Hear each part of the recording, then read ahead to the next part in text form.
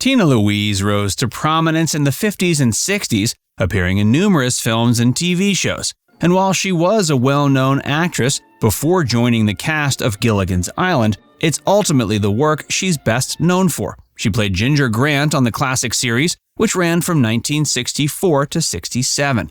Despite the show's enduring popularity, rumors have persisted that Louise was not well liked on set, and that she had feuds with several of her fellow cast members. Stick around as Facts First presents, she was the most hated Gilligan's Island cast member by far.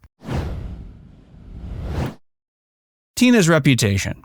There have been persistent rumors that Tina Louise was difficult to work with during the production of Gilligan's Island. While the specifics of the alleged difficulties vary depending on the source, some common themes emerge in the stories that have circulated over the years. One of the most common complaints about Louise was that she was unhappy with the amount of screen time she was given, and that she frequently clashed with the show's producers and writers over this issue. According to some reports, she felt her character was not given enough to do, and that she was overshadowed by other cast members. Another frequent complaint about Louise was that she was unhappy with her wardrobe. Some sources suggest she was dissatisfied with the skimpy outfits her character was often made to wear, and she felt they were not appropriate for a family-friendly show. In addition to these complaints, there's been rumors that Louise was difficult to work with in other ways.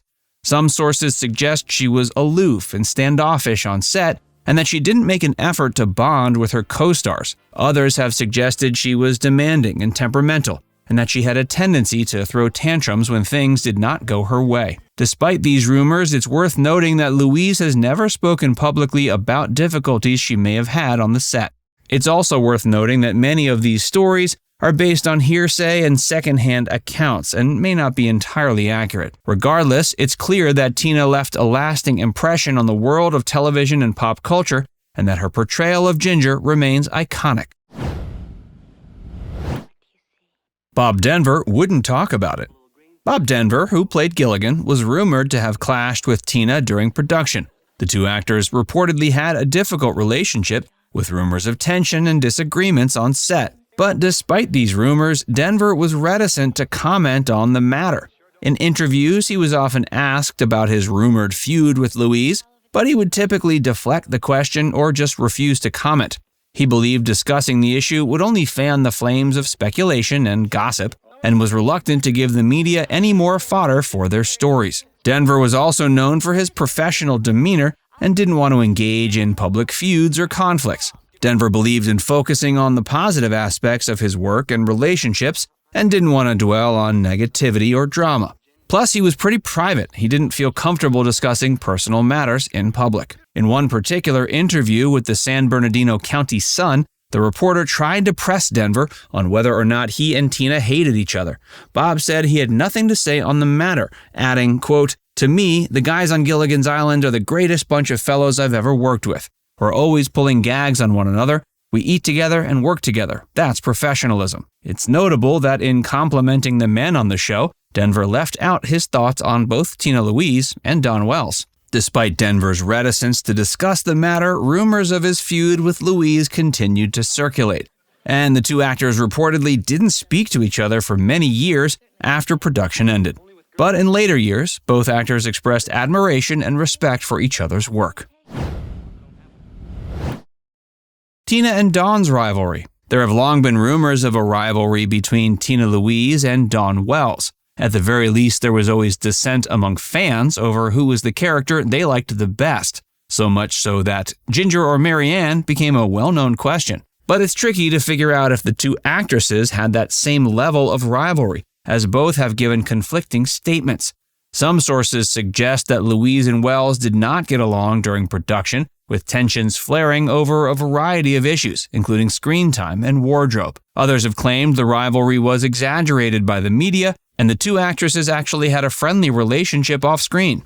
In interviews, both Louise and Wells have addressed the rumors of their supposed rivalry, but have given different accounts. Louise has suggested there was indeed tension between the two, but has downplayed its significance, stating it was a minor issue blown out of proportion by the media. Wells, on the other hand, has denied any animosity between the two and has claimed they were actually good friends during the show's production. She claimed to have learned a lot from Tina on things ranging from makeup to camera angles.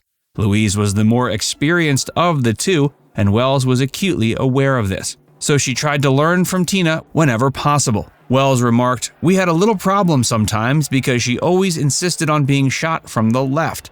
Always from the left side, but she's beautiful from both sides, so it's kind of silly." That sounds like somewhat of a standard Hollywood issue, so it seems like there's not much to read into there. There was also the snag of the billing and the opening credits.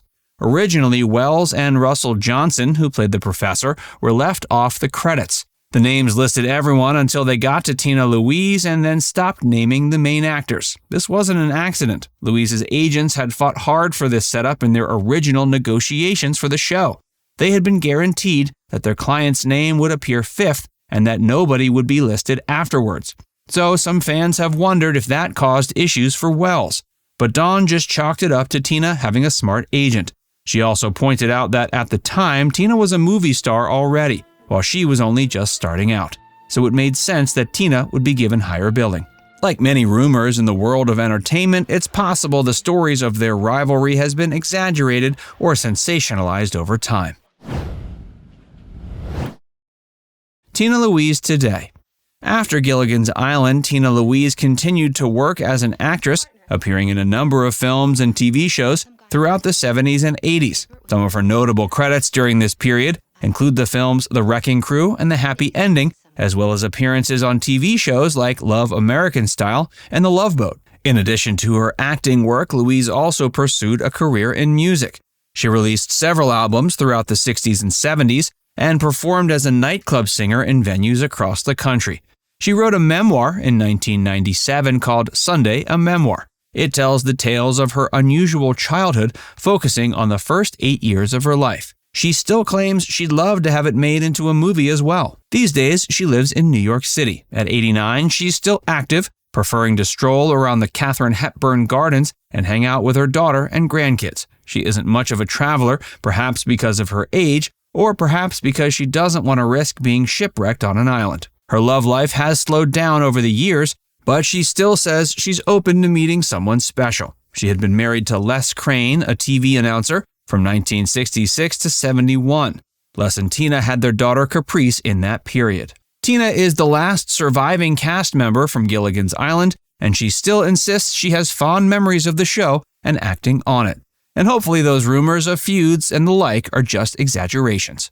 Now it's time to hear from you. Do you think Tina Louise was actually difficult to work with on the set of Gilligan's Island? Or were those just rumors that got out of hand over the years? Let us know in the comments section below.